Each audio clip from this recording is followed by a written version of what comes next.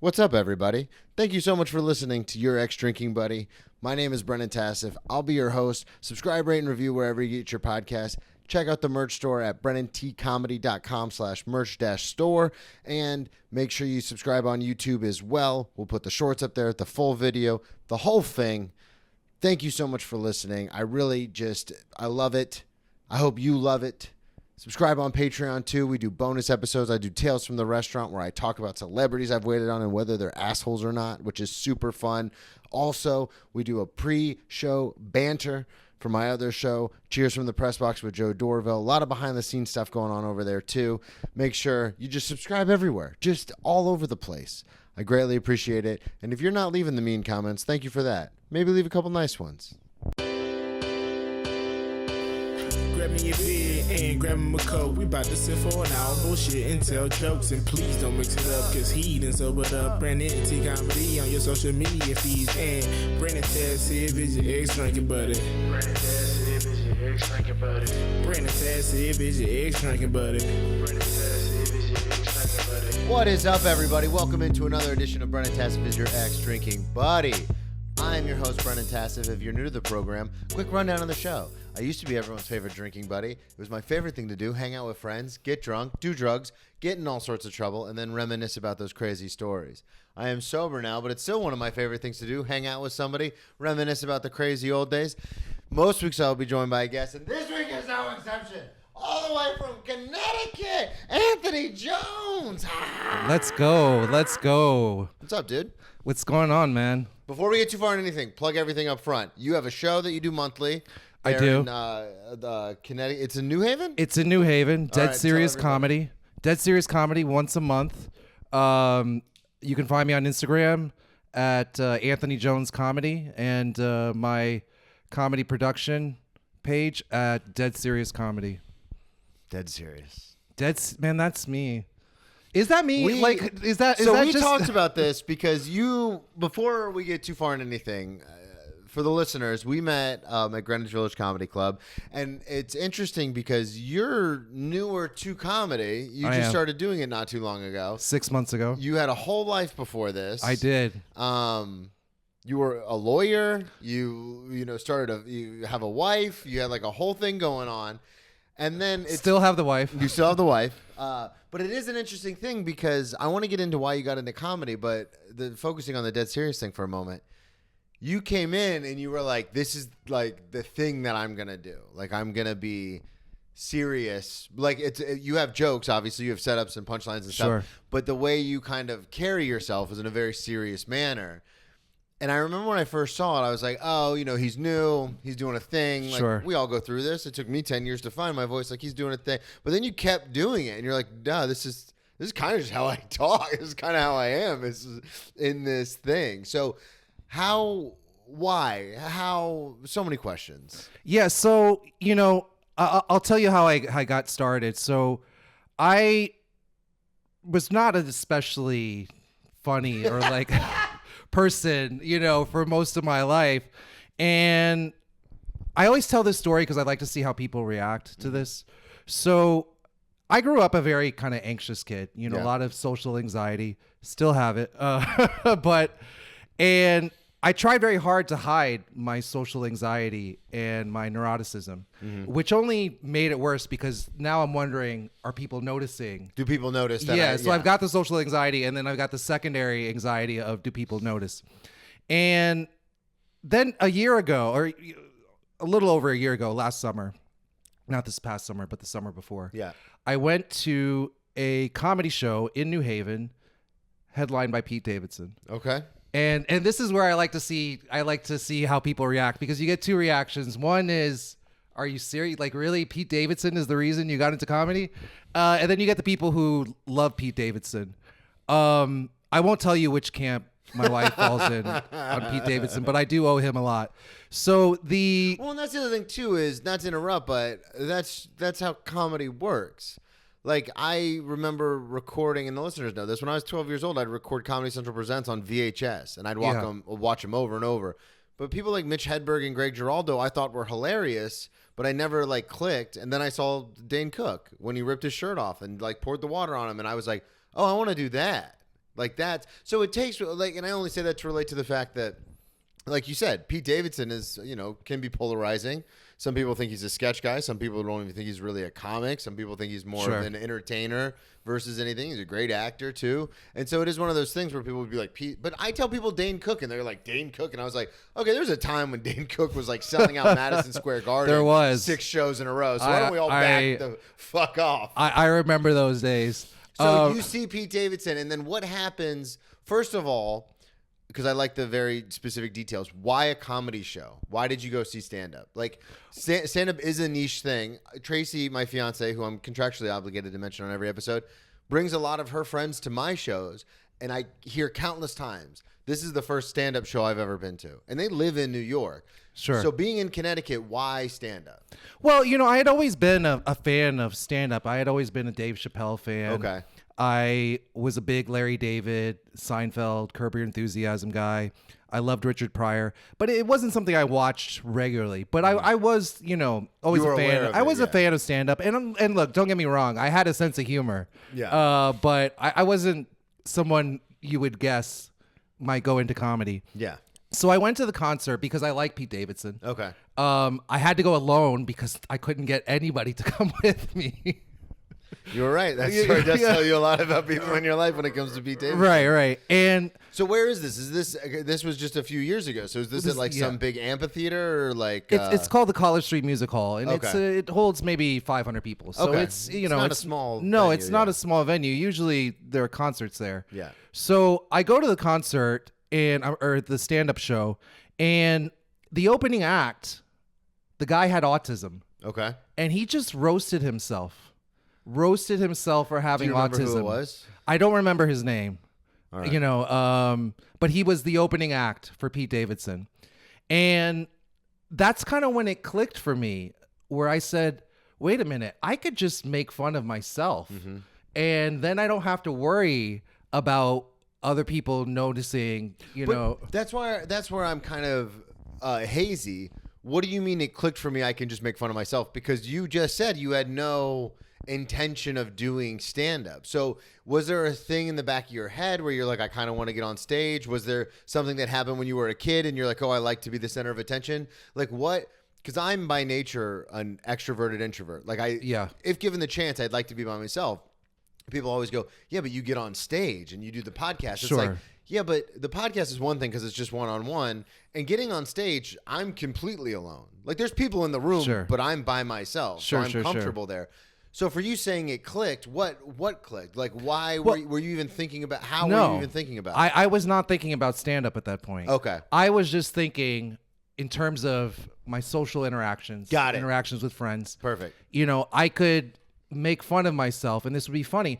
And growing up, I always wanted to be the center of attention. I did theater. I went to a performing arts high school. Did you really? Yeah, I did. Look at that. Learned something new. Yeah, for acting. So I had experience being on stage, which is funny because most people now, they're like, man, you just quit law and just went on stage. That's exactly what I thought. Yeah. And, I'm when we were talking outside of Greenwich Village and I was like, oh, so do you still practice? And he goes, no, I gave it up. And I was like, and then just decided to do comedy. Like I was shocked. Yeah. And I feel like that's kind of part of the myth. It's that I just quit law and then, went on stage for the first time. But you had a background in it. I had a little bit of a background, so I'm pulling the curtain back a little bit. Which actually does explain a lot. Because when people first come into comedy, it's the silence that is normally what kills them. Yeah. And you have no problem with it at all. So that would explain you already having a background in theater and having some sort of stage awareness to where you're like, I know where I'm going. Like, sure, you guys can come with me. You know what I mean? Because like a lot of times, especially when you get newer people, it's, they're talking too fast. And I still do it. I've been doing comedy a long time. And also, if I'm at a big enough show that has like weight to it, a lot of times my buddy Scott, who's a friend of the podcast, comes to these shows if it's like an audition or something like that, and he'll be in the back of the room and he'll always just go, slow down. Because even now I'll still like, but you never panic, you never freak out. I don't know what's going on the inside, but on the outside you're always just like confident. Well, and that's the thing. So after kind of realizing that I could diffuse my own anxiety to some extent, not completely, by making fun of it, I started to make people laugh a lot. Okay. And like, a fair amount. I became a funny guy. Yeah. Which is really weird to become a funny guy at 39. And so I decided to, like, you know what? At some point I thought maybe I should take a stand-up class. And Okay. it was just going to be for fun. Yeah. I was not thinking anything serious. And the only Which is ironic for you. I know, right? Comedy. The only in-person stand-up class I could find was in Hartford with this comedian, Rob Santos, Okay. who's well known in Connecticut, who got his start in New York, performed for a number of years in New York, and has a limited series on Amazon Prime. So I found him and I asked him, I said, I want to take a class. And he said, well, let's get on the phone and talk about what it is that you want to do, And so we got on the phone and it was 3 minutes in where he was like, man, you could do this. Okay. And at that point, like literally That's awesome. at that moment, I said, this is what I'm going to do. Were you still practicing law at that time? I was. Okay. Yeah. And I said, but I was not happy. I Yeah. was never happy. Were you a big trial lawyer or were you No, I more- was okay. I was a corporate in-house Okay. attorney. So I did contracts. Got it. Which bored me to That's death. got to be Yeah. But you know what it did do? Focusing and parsing language. I mean, literally Yeah. commas and moving words around. Being a wordsmith. Yeah, it taught me a lot. Yeah, that's in terms what we of do. writing, and Yeah. I don't think 100%. Yeah. It's so funny because whenever I get into an argument with somebody and they go, "You said this," and I go, "No, actually, I said that," and I know I said that because I Yeah. chose my words incredibly Right, carefully. right. Oh, I yeah. always do. Yeah, I'm someone who chooses my words, always chosen my words Yeah. very, very carefully, which has been good preparation. I mean, I was preparing to be a stand-up comedian. Well, and that's why I you ask know? about the trial because that would be another thing that would speak to stage presence. Is a lot of times we actually have quite a few attorneys who do stand-up, and you can tell which ones are the trial people Sure. because they're very much like have this swagger about them and think they're fucking Harvey Specter up there from Sure. Suits, and you're kind of like, all right, this false bravado might play in the courtroom, but we all know you're a fraud in here, dude. Right, And you right, never right. had that, which is No. why I was asking because No, you've I mean- always played it pretty straight. Right. So even for a lawyer, like you wouldn't think a corporate. I had no idea you were a contracts- lawyer. Yeah, I know, right? So literally at that moment when he said, you could really do this, like not as a, just a hobby, but like you could really do this. I said, that's it. I'm quitting my career and I'm going to be a stand-up comedian. And it's funny because a few weeks before that, I had been asking myself, because I had been thinking about leaving. Okay. And I said, well, what would you do if, that question from Office Space where it asks, like, if you had $1 million, what would you do? What would you do? My answer was not two women at the same time. but I said I would be a stand-up comedian if I could be anything in the world, because I always admired just how brave stand-up comedians are. It's a cool job. It's one of the coolest jobs in the world. And I tell Yeah. people all the time because a lot of times, especially on the internet, you get a lot of hate and people are like, "That's not a real job," blah blah blah.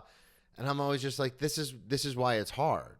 It's If incredibly it was easy, difficult. everyone would do it because it's a cool Yeah. fucking thing. It's unbelievably difficult. But because it's hard, it kind of puts up barriers. And I think that's really cool where you were like, 3 minutes into a conversation, you're like, yeah, this is what I was looking. Because I say this all the time. And you said this happened at 39. I mean, I preach this on the show constantly. But it is one of those things where at 30 years old, when I woke up in the hospital being told I should have been dead, it clicked. Yeah. And I was like, oh, like I'm going to go. And then the listeners know, but I spoke to my Sure. sponsor and he was like, get back into stand up, blah, blah, blah. And then the rest is history. And I say that to say, like, people work there. You know this. You come from the corporate landscape. Yep. People work their whole lives at a job that they hate Absolutely. just because it was the safe bet or they Yep. wanted, they needed the security or whatever it is. And I saw this firsthand, growing up. It's like my dad shreds on the guitar, but got married and had a family. And now he just plays the guitar for us. And it's one of those things where it's like, oh, you could have done anything because Right. you are so good at this. So it is cool that even at 39, you were like, nah, I think I found it. I think I found the thing. Yeah, and it took me 10 years to realize I don't like being a lawyer. Yeah. I thought I always just didn't have the right boss or I wasn't at the right company. And eventually I realized, like, no. Eventually you looked in the mirror. Yeah, no, I'm like, no, this is what it is. Yeah. And I don't like it. So Was the wife supportive when you decided? yeah, my wife is incredible. Got it. I mean, she is so Because I supportive. know you make jokes and stuff on stage, but it is very interesting because I too make fun of my fiance. Yeah. A lot of my jokes, similarly to yours, are more self-deprecating about me than they are Sure. about her. But it is one of those things where like 90% of my ticket sales come from her telling all her friends, like, Brendan's got a show, like, she loves it. And it's interesting because my ex, her and I were together for 4.5 years, and Tracy came to more shows in the first 3 months we were dating than my ex had in 4.5 years. So I'm like, oh, she's really like on board. Like, she enjoys this. And I mean, I don't know how can it work otherwise? It can't. Take it from me, from personal experience. It doesn't. Like, I remember getting so excited booking like a big guest and coming home to my apartment and being like, you're never going to believe who I got for the podcast. And my ex just rolling her eyes and like hitting play on Netflix, like drinking her wine and being like, yeah, I don't care. And I'm like, all right, cool. Good talk. And now here I'll tell Tracy, I'll be like, I'm recording today. She's like, oh my God, who'd you get? I got to look them up on Instagram. Like, who are they? How long have they been doing comedy? And I'm like, this is a weird shift. Yeah, no, my wife is incredibly, she's the co-producer of the comedy show. On the day of the show, she is the one taking charge of setting up and so when you went to her and were like, hey, this is what I want to do, like, how did that go? She was immediately supportive. Okay, awesome. She knew how unhappy I was as a lawyer. And, she's incredible. She was like on board. There was no need to persuade hesitation. her. No, you didn't have to do any lawyering. Or anything like that? I did not. She was immediately supportive. So what happens? You end up doing the class, I'm assuming. I did the class. Yeah. And we talked a lot in the class about finding your voice. What is your angle, right? Every comedian has to have an angle. Yep. If you want to stand out. Well, it's not even. Yeah, you do need an angle to stand out, but it's not even that. It's for me, finding the voice was very much like, who are you? Sure. Like, what do you represent? Like, what are you about? And so, like I said, it took me a long time to find it because I remember when I first got into stand-up, I thought I was going to be an edgelord like so many fucking young, dumb white dudes from the South think. I mean, just look at Austin. It's full of those guys. And that's what I thought I was going to do. Yeah. And then as my life progressed and things happened, I realized I'm not a very good setup punch joke writer. I'm more of a storyteller, but I make the stories, even no matter how dark they are, I can make them funny because it's funny to me. And so it over time, it became what I am now, which is like a dark storyteller. So when people go, what kind of comedy do you do? I go, I do mostly dark storytelling. Yeah. And then people are like, really? And I'm like, yeah, I mean, if you see it, it makes sense. But like just saying it doesn't make sense. So for you, what was when Rob says that, what are you thinking? What's going through your head of like, what am I going to do? I didn't know at that point, like what, I didn't, and it takes most comedians, right, years to find their voice, to find what makes them unique. And so I had no idea what my act was going to look like. And I just went in, clean slate, open mind. And a few, I remember the first class. The title of the episode. The first class that we had, the feedback that he gave me at the end, he says, Anthony, you're too serious. So that's where it was born. It was born from your very first comedy class. How much did you write for the first class? Had you been, because I've done a lot of episodes. I've had a lot of guests on. Some of them are like, I knew I wanted to do stand-up when I was 10 years old, so I just wrote. And then finally in college, I got on stage. So I had all this material. And then other people, similarly to you, were like, I just kind of showed up and was like, I want to try this. Yeah. So where were you at in the spectrum of material you had written for the class, like getting ready for it? No, I mean, I had nothing. Okay, so you walked in completely. No. So you're not kidding. Clean slate. No, nothing. I had nothing written. And it took a few classes, but I think after maybe the third class, Rob said to me, he was like, you know what? He's like, you know who you are? He's like, you're the serious guy. You're the guy who's too serious. He's like, I'm so serious, And so that really was the genesis. So before I ever went on stage, I already had the idea that I'm a very serious guy who doesn't really smile. And that's the thing, is that I think in this in large part is because I did start at 39. Mm-hmm. I already, had a lot of life experience. And so I had a very clear idea before I even started exactly what I wanted to do in terms of my onstage persona, in terms of the kind of material that I wanted to do. And I didn't want to do, a lot of comedians, they start out just to kind of learn how to be on stage. They do kind of light subjects, everyday observations. Well, Drew talks about it all the time. You're really going to find out a lot about people when you sit in a room for 5 hours listening to a bunch of 22-year-old dudes being like, I'm not gay, but I'm not gay, but I'm not gay. Yeah, I know, right? It's like everyone wants to talk about jerking off and not being gay. And Right, it's like, right. Well, all right, guys. Yeah. But from your perspective, being 39 when you start, it's very much similarly to me. Like, I started comedy when I was 22. But then between drugs and alcohol and everything, I didn't really take it seriously until I was 30. And after I had lived through all those experiences. So when I came back at 30, I was like, oh, no, I know what I want to talk about now. Exactly. And, I had always, you could ask my wife, she'll tell you I used to talk her ear off about just my observations and kind of little musings. They weren't particularly funny. They were more philosophical. Yeah. But I had a lot of ideas and I had a lot of thoughts that I had not been expressing for years and years. And this was my opportunity to finally say what I felt like. It's the Jerry Maguire corollary. Right. So much to say and no one to listen. I know, exactly. So I came out, very much with a firm idea of what I wanted to do in terms of writing, in terms of my persona. And, I knew that this was my idea.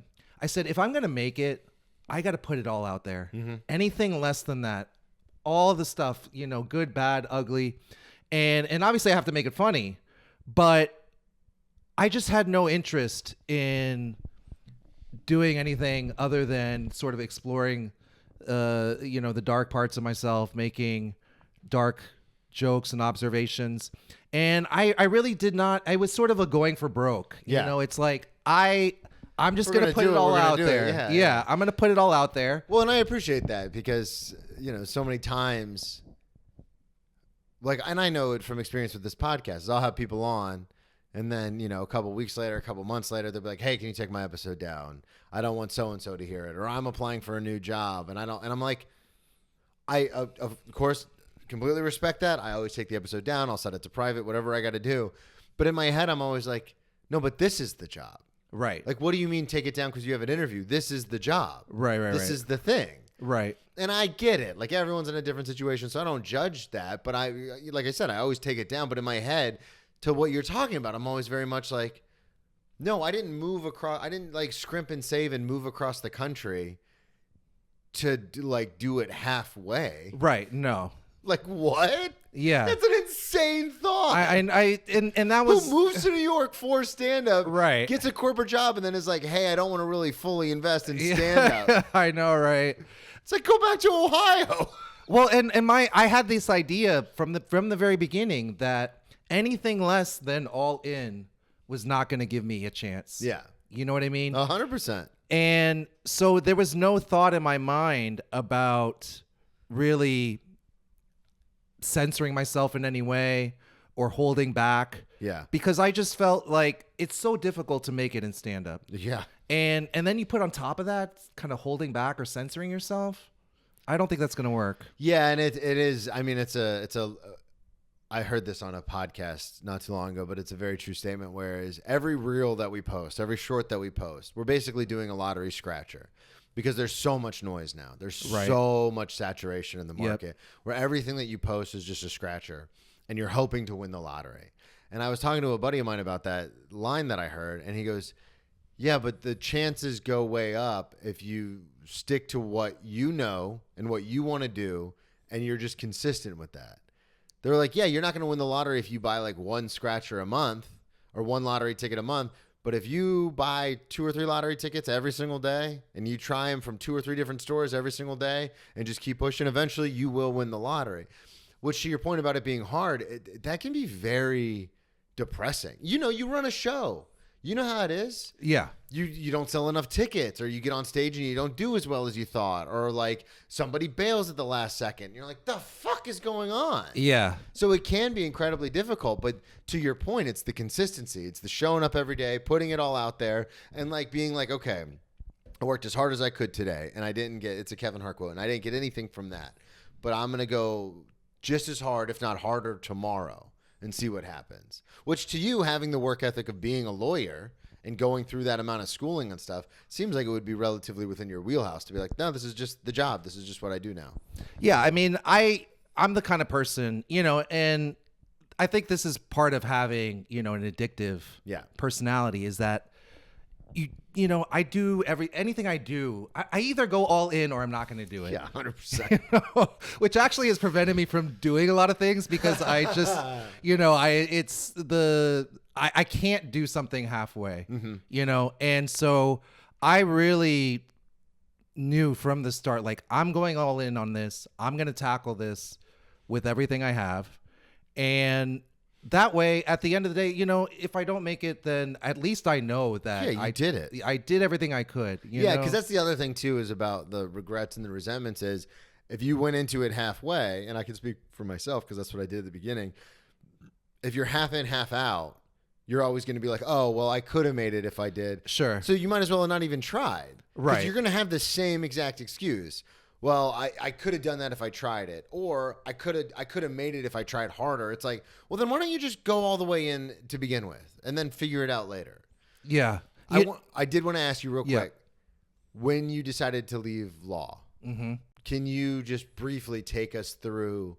Because you said you were miserable, you didn't like it at all. So are you going in? Do you have a contract that you're waiting to run out? Do you go in and put in a 2 weeks notice? Like, how exciting and, scary, terrifying, what was that emotionally like for you to be like, oh, I'm gonna, like, did you have a bunch of money saved and you're like, I'm good? Or like, what is the emotions that you went through to be like, I'm done with law? I had been thinking about it for, the previous 6 months to a year about leaving and thinking about, what could I do instead? I couldn't really think of anything.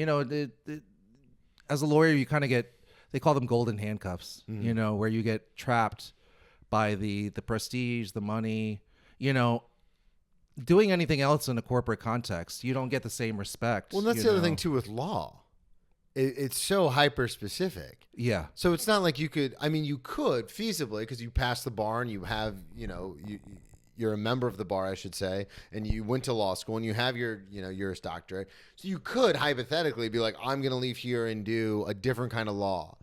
But no company's going to bring on a 39-year-old first year for that specific type of law. Yeah, exactly. To your point, it's like, no, I'm a corporate lawyer. This is the law that I do. Like, you're not going to go be a trial lawyer now. No. Nobody's going to hire someone who's, after 10 years who has no court experience to be a trial lawyer. So you're just like stuck. Yeah, you are stuck. And, a lot of lawyers are unhappy. I read a statistic that at 10 years, most lawyers have left the practice of law. Oh, really? Yeah, it's just, a lot of people go, and I think this was me, a lot of people go to law school for the wrong reasons. Yeah. They go because they're smart, but they're not good at math or science.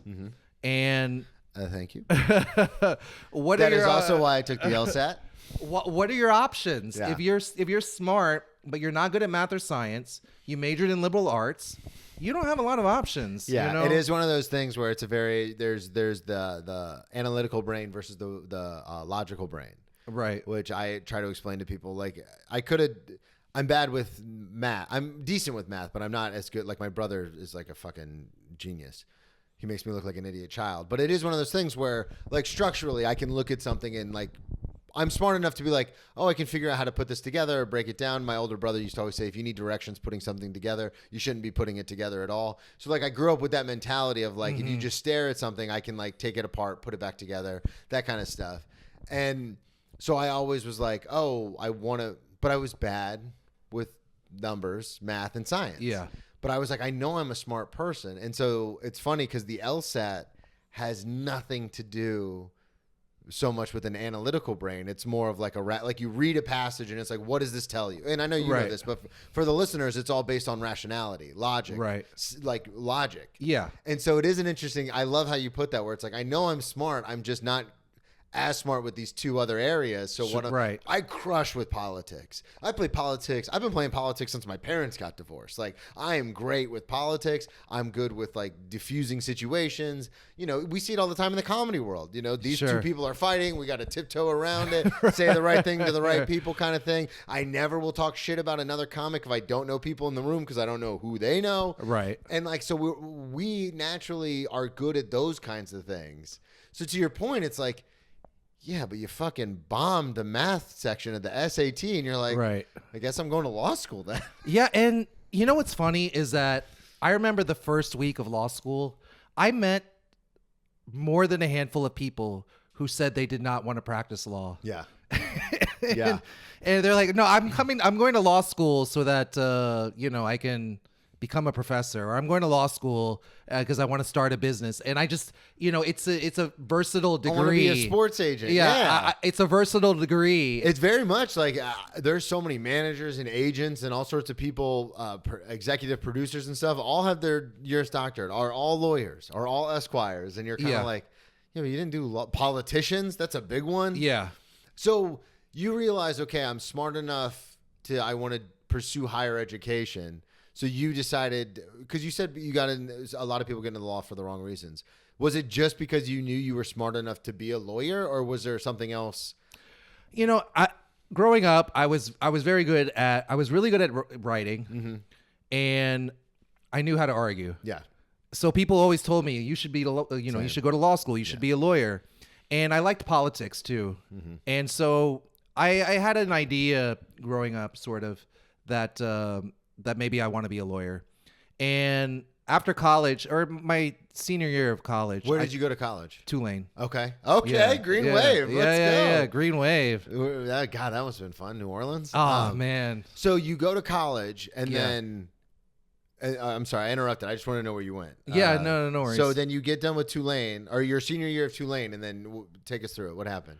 So I took an LSAT practice test my senior year of college that they gave on campus, and I did pretty well. So I said, okay, I think I'll go to law school. I don't really know what else to do.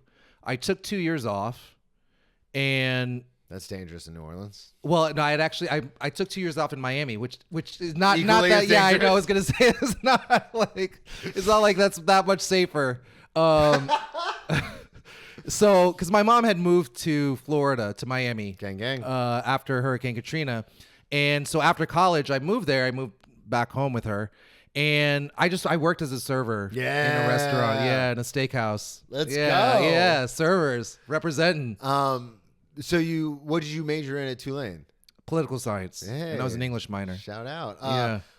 So then when did you decide to actually take the LSATs and go? So my plan was to take a year off after college and take an LSAT class, and go to law school the following year. I met my then girlfriend. I met her in Miami. She grew up in Miami, and Dios mío. so I was having, and that was like the first real girlfriend that I had, and we were having a lot of fun in Miami. I was like, you know what, I want to take another year off. So it's so funny you say that, because I took the LSATs right before I left, right before I was done with school, because I was like, because my drugs and alcohol had gotten out of control, and I was like, if I don't take this, I'm never taking it. So I took it, actually did pretty well on it, and then I was like, I'm going to take 6 months off, and then I'll go. And then that turned into a year, and that turned into I'm not going to law school. So when you said you took 2 years off, I was like, that is. I mean, now we're at the end of the story, so we know you got through it, but it's I did. That is a tricky situation. Yeah. So I took 2 years off and then went to law school. Where'd you go to law school? University of Florida. Oh! Yeah. That's like one of the best public law schools in the country. It's a good school. It is. People shit on Florida all the time, but as a son of Florida, I always tell people, like, well, the high school I went to was public, and it was ranked 87th in the country. So how bad is the education system really? Florida gets a bad rap. Yeah, the University of Florida is especially when it comes to law, engineering, and I think med school. It's like a top 20 school in all It's three a great categories. school. Yeah. And the tuition, I don't know what the tuition is now, but when I went, it was pretty low. Especially you're in state because your mom Yeah, was I in know. Miami. Yeah, Dude, yeah, it's like I know what the tuition was because I was in school around the same time. It's like $2,500 a semester. Yeah. So 2,500, not thousand. I mean, law school obviously is different, but it is one of those Right. things where it's not nearly as expensive as like one of these private schools up here in the Northeast. No. So then you go. I do. And then when did you, between getting into law school and like getting into your career, when did you decide? And then we'll get into some of the stories because we're running a little long. Sure. But I find this fascinating because it's almost like looking at myself through like a Horcrux where it's like, oh, this could have been my life. Mm-hmm. When did you kind of decide you were going to do corporate law? Did you fall into that? Or yeah, that, it was just happenstance. So I moved up to Connecticut with my wife. She was then still my girlfriend. Mm-hmm. She got a job at Yale. So Okay. she was, Jesus. yeah, she was at Florida International in Miami. Yeah, I fucking hate And- FIU. That's my rival. I went to FAU. Our rival is FIU. Okay. Yeah. What are you, the Owls? Burning Owls, baby. So we move up to Connecticut, and after I'm done with law school, I am looking for just something to do while I am waiting for the results of the bar exam. So I got an internship. Did you take the bar in Florida? Or No, did I you took it in Connecticut. Okay, because you knew you were moving there, so you just decided to take it. Yeah, up there. yeah, Okay. exactly.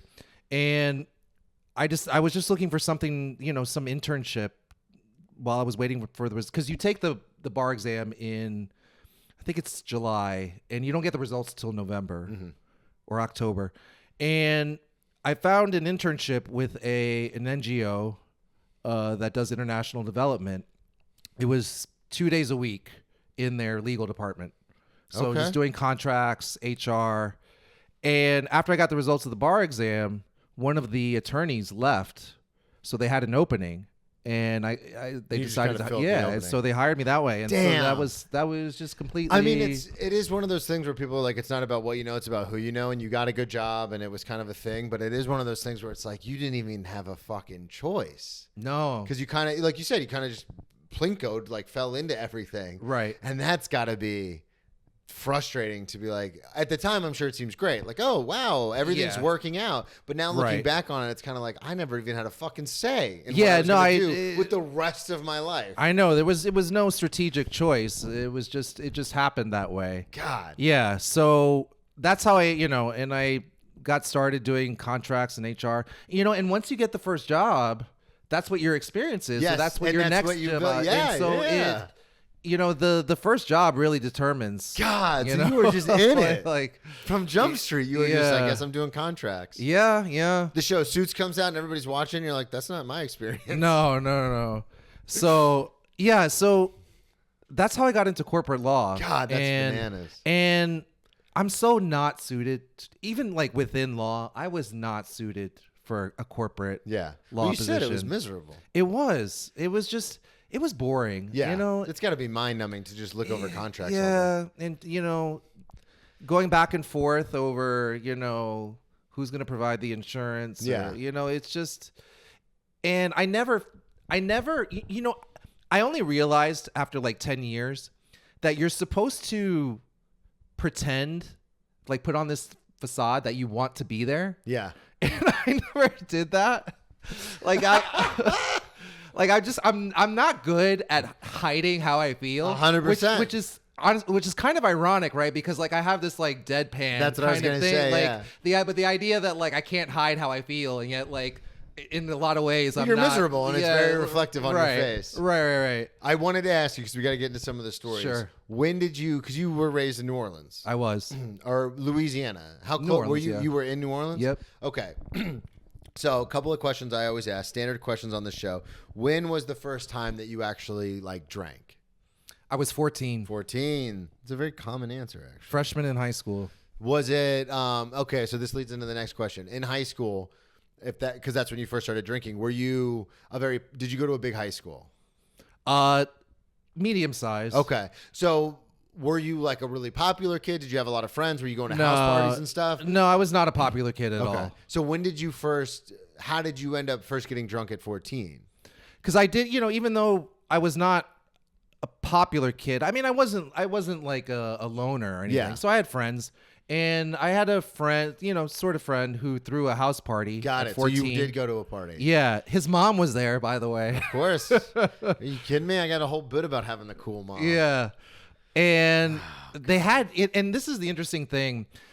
Growing up in New Orleans, I mean, obviously, New Orleans is famous for, What being it's a very famous for. alcohol-soaked city. They have drive-through daiquiri places. Oh, yeah. I went there. We played in the New Orleans Bowl my freshman year, and I remember being 19 and walking around Bourbon Street and going to like some of these bars and like being like, we're not going to get in. And no one gave a shit. Yeah. They were just like, come on. And I remember we got stopped by cops on the street holding like drinks. Yeah. And the cops even were like, asked us what we're here for. And one of the team captains was like, we're playing in the New Orleans Bowl. We're playing in the fucking Superdome. And then the cop was just like, just so you guys know, you could just go buy a bottle of liquor at the liquor store. You don't have to walk around with these like mixed drinks in cups. He's like, just buy a bottle of liquor and walk around with that. Yeah. And we were like, this is fucking awesome. Yeah. So that's what I know of New Orleans. That's a pretty good, that's New Orleans in a nutshell. Yeah. The cop giving you advice. On how to operate with booze in the city. Right.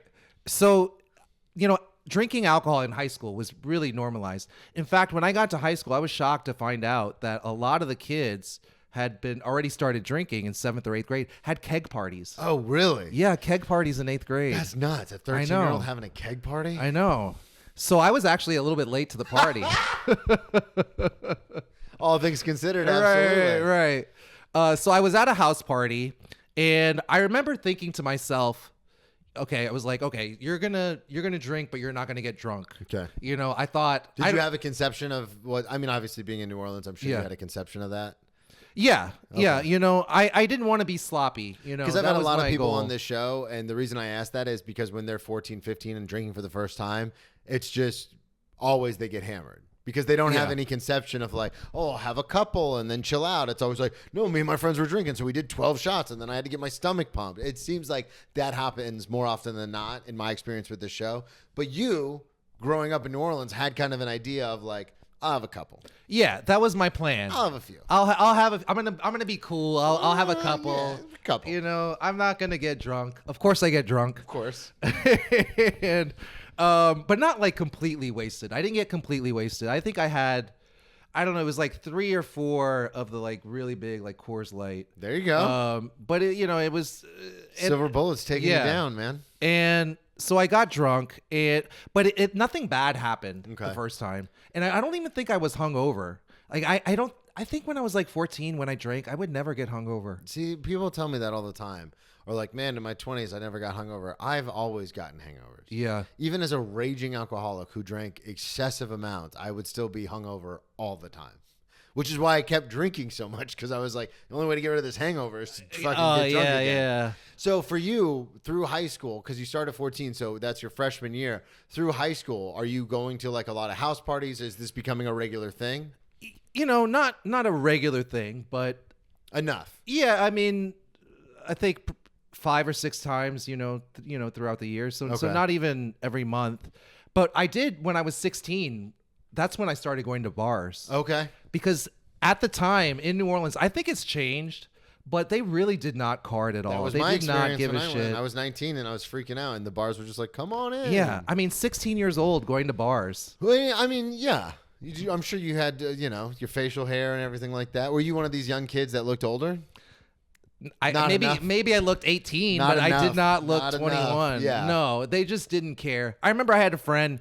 He had the shittiest fake ID ever. It wasn't even a state license. It was like, it was like a library card or something like, and they would accept it as ID. They That's just nuts. really didn't care. That's nuts. So then because I wanted to ask you, because you put a couple things on here. Yeah. Between the bouncer, the car crash, the gay bar, and the party vomit. Which one happened around this time? Or were these all later in life? The gay bar thing. Okay. Yeah. Take us through that. So I had, like I said, I went to a performing arts school. Mm-hmm. So I had a lot of gay friends, needless to say. And the bars that were easiest to get into were the gay bars. And so More ways than one. yeah. So I would go with my gay guy friends. I would go with them to gay bars because it was easy to get in and because guys there would buy me drinks. There you go. Now Now we're cooking. Of course, like I'm sure that other kids at school probably thought that I was gay. Yeah. Which is a natural assumption. You're going to gay bars, right? You must be gay. You're in a performing arts high school. Yeah. Right. Exactly. Yeah. That's a safe assumption to make, I would say. Yeah, but it's interesting. I look back and I'm like, wow, I went to a lot of gay bars when I was in high school. So did that become the norm? Was just going with because you said it was easier to get into and people would buy you drinks. Right. So in my brain, I'm like, well, logically, that's just what I would do.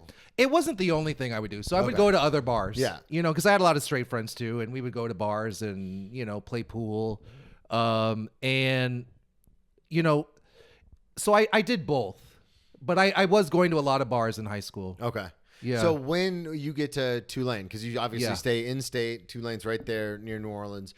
Do you just because I again, through doing the show, I have people who come from small towns who go to big schools, people who grew up in like Manhattan and big cities who go to small towns to go to school, and everywhere in between. So for you, because you're staying in the same area. Yeah. What changes between high school and college from a drinking, partying perspective, or does nothing change?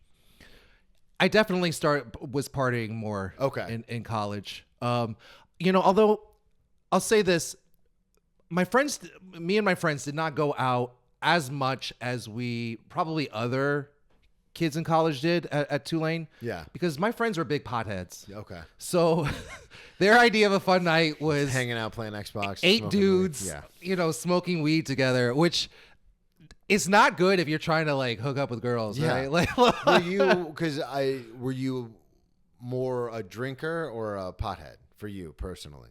I was more of a pothead. Okay. Because I talk about this all the time, but my roommate in college was a huge pothead. Yeah. And I was a big drinker. And so it was like, it's funny because like it was a symbiotic relationship where neither of us really fell into the other person's like he would drink a lot with me and I would occasionally smoke pot with him, but we kind of had our lanes. Mm-hmm. So for you being around a lot of potheads, you just kind of naturally drifted into more of a pothead. Yeah. I mean, we would go out maybe, one night a week, Friday or Saturday. That's an insane, to go to school in New Orleans and go out one night a week is a fucking bananas thing to say. No, I would just go in Boca Raton and we'd go out 3 or 4 nights a week. Yeah. But when we did go out, we would go out pretty hard. Yeah. And so I lived off campus and hard flex. And right around the corner was this dive bar that was like the last place open. Oh, in the area, okay. Yeah, well, in all of because Tulane is in uptown. Okay. So, kids would go to the bars, they start going out maybe 10 o'clock, something like that. Go out to all the bars, and then this place is Snake and Jake's, called Snake and Jake's. Shout out to Snake and Jake's. Stayed open until 4? No, it was like stayed open until like 6. Let's go. Yeah. And Dave Attell actually went there on his show. Oh, on Insomniac? Yeah, he did. Yeah, that's awesome. And it was right around the corner from our house, so we would end up there a lot of times at like 4 a.m. Would you ever do the thing where you guys would just stay in for the night and then like around 4 a.m. be like, hey, let's go? Like, I don't think we ever did that. Because that would be like a thing in my head. I'm just thinking like if I was in college, I'd just get drunk at home and then be like, hey, let's go like hang out and meet people at Snake and Jake's at 4 a.m. because everyone filters into that one spot. No, we never did that. God. It was always like we'll just go and hang out there. End of the night, like after drinking all night. So I remember more than a few times coming home with like the sun up. It's interesting because even as a diehard, like crazy alcoholic, I can count on one hand how many times, because I guess it's a parallel because by the time my drinking got bad enough to where I was like, oh, I'm an alcoholic, I wasn't going out anymore. I was just drinking at home. But there are so few times where like that scene in a movie where you swing the bar door open and the sun's coming up and everyone's like, I think very rarely, like I'm not remembering any of those situations for myself. I'm sure it has happened, but I just don't remember any of it. But for you, like that Snake and Jake's, that's what we're doing. Yeah, and I gotta say it's the worst feeling in the world to leave the bar and walk out with the sun up, especially if you see people out who are like just starting their day, and you tough. feel like just a waste of. There was a few times where it kind of went the other extreme, where I would wake up out of a blackout at like 10 a.m. and still be really drunk. And then like be like, I'll do a couple more shots. And then like, I'm going to go get some food and like walk down to like McDonald's. And I'm looking, and in that case, it's a weird feeling to be day drunk on a Tuesday at like 11 o'clock, which is definitely different. But it is one of those things where you're like looking around and it's like, well, these people are operating like normally. I know, right? And I'm fucking hammered. Yeah. When did the car crash happen? That was, so I was a lawyer. I was practicing law. Okay, so this is after everything. Yeah, this is in Connecticut. Yeah, this is years later. Okay. Yeah, this was when I stopped drinking. Okay. This was 2018, and so I was working for a fuel cell company. Yeah, it's as exciting as it sounds. Yeah. And yeah, I got really hammered. I was, and this is, I mean, this sounds terrible, but I was about to go on a trip, like drive to DC to meet up with some friends, and I was just, I don't know, I was drunk and I ended up, so I was driving and I ended up getting into a car accident. Were you driving to DC? Yeah. Drunk? Yeah. Okay. Which I know that's a big trip. Just edit this part out. No, I mean, that's the thing though about the show that I like doing is it's a comedy show, but certain things happen. And I have 2 DUIs, and we don't condone drinking and driving on the podcast just because I have so many friends that I've met, whether it's in the rooms or outside of the rooms, where their lives extensively were ruined or over because of things that happened. And I'm incredibly grateful that both of my DUIs came from me not moving. Yeah. Like, not in an accident, didn't hit somebody.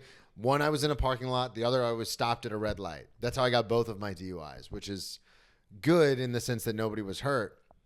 But it is one of those things where looking back on it now, I know for me, I'm just like, the fuck were you like? Because I did it all the time, and it's like, I know, right? So stupid. Yeah, it's and the crazy part is I didn't even get arrested. Okay, so take us through it. Oh, yeah, so I have this lawyer. I have this car crash, and what happens? Are you just driving? You fall asleep? Are you on the interstate? No, like I'm on the it's called the Merritt Parkway, from Connecticut down through New York to DC, and I ended up like veering into the next lane and I hit the car. Oh shit. And so I swerved back like really hard, and that caused the car to flip over. Jeez. Yeah, no, it was bad.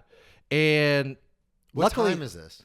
This is like 6 o'clock in the afternoon. Okay. Yeah. So did anybody else get hurt? No, thank God. Yeah. No, thank God nobody got hurt. So you flipped the car. Yeah. Drunk at 5 o'clock in the Yeah, afternoon. I know. And the crazy part is that the sunroof was open, and the car is like careening down the Merritt Parkway. So everything is. And I actually I got a scrape on my head because the sunroof. Because my head actually made contact with the pavement. Jesus. Yeah, and the car was totaled, and so they took me to the hospital. And so cops show up, you go to the hospital. Yeah, and they don't even know how I'm still awake. Yeah. You're like I'm hammered. Yeah. And I remember a cop coming at some point while I was in the hospital bed and asking me, did you drink? And, how much did you have to drink, or did you drink? Something like that. And I just swore up and down that I had not been drinking, which is like, obviously like ridiculous. But that was the lawyer in me, even in that state. Deny, counter accuse. And he just said, okay. And he handed me my license back.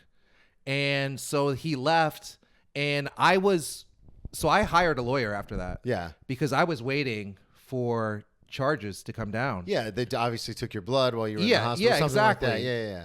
And a year passed and it never came. Wow. Yeah. Wow. Yeah. And the statute of limitations on that is only... It was a year. Yeah. Yeah. So, but here's the interesting part is that... Maybe, I just real quick, maybe Yeah. he thought because you're disoriented, you're in the hospital, maybe he thought like, oh, this lawyer probably had a couple of drinks after work. We'll get him right here because he'll openly admit it right now. And then when you didn't, he was like, I guess he was just driving home. I don't think so. I think what happened, because they just dropped the ball, because my lawyer, after a year, after the statute of limitations had passed, he actually, and I don't know why he did this, but he's the criminal lawyer. I'm not. He contacted the police and he was like, this guy is in the clear, right? And so the cop who was in charge of it, actually goes to the judge and gets a warrant for my arrest. Oh, really? Yeah. But it had already expired. And that's the thing. So I actually had to go and get fingerprinted and everything. Yeah. They released me, like they didn't hold me. It was a You got processing. booked in ROR, yeah. But my lawyer in court, he told the judge what happened. The judge was pissed. So that you end up waiting the year, no charges are officially filed, and then your lawyer is like, "Hey, by the way, we want to make sure you guys aren't going to file these charges." And they're like, "Oh, our bad. Yeah, we're filing them." Yeah. And the judge was pissed because the cop didn't tell him that the statute of limitations had passed. So you went in front of the judge for a case that was null and void anyway. I mean, I didn't have to go before him. I mean, the lawyer Was like, "This is over." Yeah, he got it dismissed. That's like when I got arrested for resisting arrest without violence, and I went in front of the judge, and the judge was pissed because she asked the cop, "What did you arrest him for?" And she was like, resisting arrest without violence statute, blah, blah, blah, blah, blah.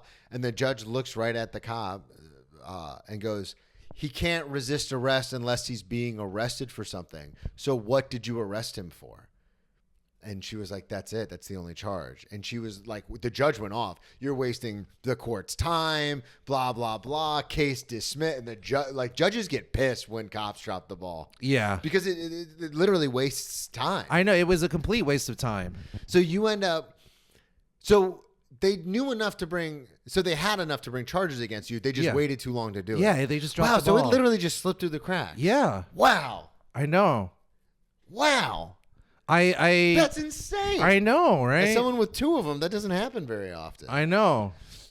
I wanted to ask you, because we got time for another story. What happened with the cocaine dealer bouncer situation? Well, that goes back to Snake and Jake's. Okay. So the bouncer there was, like a very low level coke dealer. I mean, this coke must have been stepped on, Yeah, it's baby 5, aspirin. 6 times. And so we would get coke there, which, I mean, we're staying till 6 or 7 in the morning Yeah, for a you gotta reason, have- right? yeah. I mean, if you're leaving the bar at 6 or 7, what are the chances you're not on coke? Those are very small chances.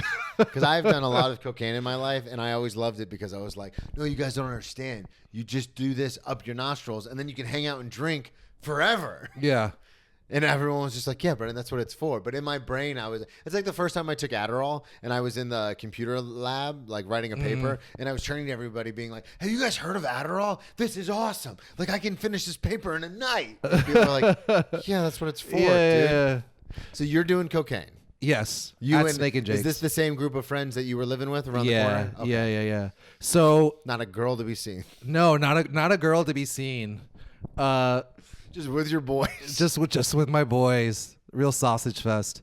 So we would go there and we would buy. Coke with the boys. Yeah, but none of us had like a ton of money. Yeah. So we couldn't actually buy that much Coke, which was like, in retrospect, that was a protective factor. The fact that we couldn't afford very much cocaine. Yeah, that always saved me too. I remember like one time we were down. We were like really did not have very much at all, like not even enough for everyone to have a line. So we started playing Monopoly, and we said the winner would That's hilarious. would get to do the coke. I gotta write that down. Monopoly. So what ended up happening was he, because you said he was a low-level drug dealer, and he's obviously the bouncer at Snake and Jake's. Is he a cool guy? Does he like? No, hit he you was. up? Yeah, he was. He was a very cool guy. You Yeah. know, he was like a middle-aged, kind of overweight black guy with an afro. And he, Dude. he loved being a bouncer at like this, Yeah. college spot. And It's always bouncers. That's where I used to get my coke from in Daytona. Was this guy?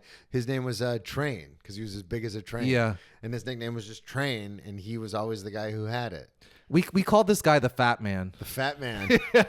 You always gotta have a good nickname. If I you're gonna know, be a right? coke I don't know how dealer. creative that is, but No, but it's still like a cool, like the Fat Man's coming. yeah, The Fat Man is coming. Fat Man is coming. Damn, man, this was fun. Yeah, I enjoyed this. Dead serious comedy. Let's talk. I want to talk. I actually want to circle back and talk about that for a Yeah. second. What? Because you live in Connecticut, obviously. What prompted you to start doing the show, especially so into like? We'll be frank about it. So newly into comedy. Why did you decide I'm going to start my own show? I wanted to start my own show because as a comedian, you got to like try to start to build a following, right? And that usually starts with your family and friends. Yeah. And being so far away from New York, I knew that a lot of my friends, especially at my CrossFit gym, which is where we do the show, Yeah. would not be able to come to New York, either not be able to or not willing. Which Trust one? me. I live in Astoria, and when I do a show in Astoria, I deal with that same thing from people who live right there. Literally, you can see it out the window. So I wanted to do a show where my friends and family could easily see me perform. And actually, one of the CrossFit coaches, because they had used it, they use it even now for Don't Tell Comedy. Okay. Yeah. Yeah, that's awesome. So she gave me the idea. She's like, why don't you do a show here? And I thought about it and I was like, you know what? Maybe I should. I didn't at that point, because this was really early. This is like 2 months in to doing comedy. I really didn't kind of know the whole thing about having a show and, that being a big deal. Yeah, I was going to say, have you seen the fruits of that? And by that, I mean, have you seen all these fucking Neanderthal sucklings texting you and commenting at you and being like, hey, man, can I get on your show? Can I get on your show? I have had a little bit of that. I fucking put on one show, Friends of the Podcast, and I got people reaching out, and I'm like, this is kind of a one-off thing. Like, yeah. No, I definitely get people asking me, even in person. Yeah. Like, oh, man, can I be, like, let me know if you need anyone. And I'm starting to see kind of the fruits of, like, meeting people who have their own show, or like, maybe I'll go in their show. Well, it's also got to be hard too, because you do it in Connecticut. So like all these people from New York who asked to be on it, it's not like they're bringing a bunch of people because it's in Connecticut. So you're kind of in a tough rock and a hard place sort of situation where it's like, yeah, you could book these people from New York, but you're still gonna have to do all the legwork, you and your wife, to getting people to the show. Right. So it is kind of like a kind of a thing. Have you reached out to the Connecticut comedy community to get some of those people on? The first show I did was just Connecticut comedians. Okay, that makes sense. And so, but I decided, I was thinking about it after the first show. I was thinking, like, how can I really differentiate this show? I was like, you know what? I can bring comedians from New York. Yeah. I said, nobody else Best is really comedians doing in the this. world, yeah. And what I'm trying to do with the show, I don't have 7 or 8 comics on the show. There are, like, the show is on Saturday, that we have. We have 2 features, Taylor Drew and Clayton Fujimura, and a headliner, Adam Hamada. That's it. Yeah. And so they're getting 15 minutes, and then Adam's going to do an hour. And I think that's what I'm trying to do in terms of differentiating the show, is give people longer amounts of time. Well, it's funny you say that, because I did that with my show too, because we've been on plenty of, especially at my level, I've been on plenty of showcase shows where there's 10, 12, 15 comics and everyone's doing 5 to 8 minutes. Yeah. Which is good. It's fine. It's a variation. There's a lot of diversity. There's people, if they don't like one comic, it doesn't matter. It's over in 8 minutes. Like, it's not a big deal. The only problem with that, though, is those shows can feel like they take a lot longer because you're going through so many more people. So even when I do my show, I'm like, I cap it at 5. Like, there's 5 comics and then me. I wanted to bring up the show, though, because I don't know if you want to talk about it, and this is why I wanted to put it at the end, because we can cut it if you don't want to talk about it. But you had a very interesting revelation at your last show when it comes to being dead serious comedy. I did. The reason I laugh is because this is something I have experienced firsthand. Yeah. Quite often as a dark storyteller, I feel this. And when you said it at Greenwich Village, it really like hit me to my core, because I've gone through this before when people put me up as a host or as Bullet, and I try to do. So tell the audience what happened. Okay. So at the last show, I did my, dead serious, deadpan. You went up first. You're hosting. I'm the It's your host. show. I'm hosting. And the audience is just not responding to jokes about addiction and mental illness. Yeah. And like opening the show with this. And it has worked before. it did work in the first one. Yeah. Yeah. I managed to make it work because I kind of incorporated it into these reviews, these Yelp reviews. Yeah. Which is a good bit. Yeah. Yeah. So it did not work. And I felt like it really affected the energy of the show. Fortunately, Rob Johnson was the headliner. Yeah. And he managed to kind of rescue Yeah, the of show with course, his yeah. energy. But it just didn't work very well. And I kind of realized, like, man, I'm going to have to do something different in terms of hosting. Yeah. Like, this is not, like my act, if I'm performing on another show, it can work, Of course. I'm always put towards the end. By the way. It's so hard right up front to be like, Yeah, no, you got to raise the energy level. You got to like make people comfortable. All the things that I'm not good at. Well, and it's so funny because when you came into Greenwich Village and we were telling the story, dude, I was dying because I literally, like, I think 2 weeks before had a show where I was Bullet. So I was the first comic up and the host just did crowd work. And then, like, so he didn't tell any jokes. He just did, hey, where are you guys from? Oh, you're visiting? Oh, that's cool. Oh, you guys are visiting too? Like, that's it. So the audience wasn't warmed up at all. And then I went on stage and was like, yeah, I've been arrested 8 times. Just crickets. And I'm like, oh, fuck, oh, fuck, oh, fuck, oh, fuck. Yeah. Yeah, no, it's You guys don't want to open the show talking about this stuff? Right, I know. Right, because in my mind it's like, hey, this is the perfect way. Like, but I'm learning and in the process of learning and trying to work on something where different for hosting. Yeah. It is what it is.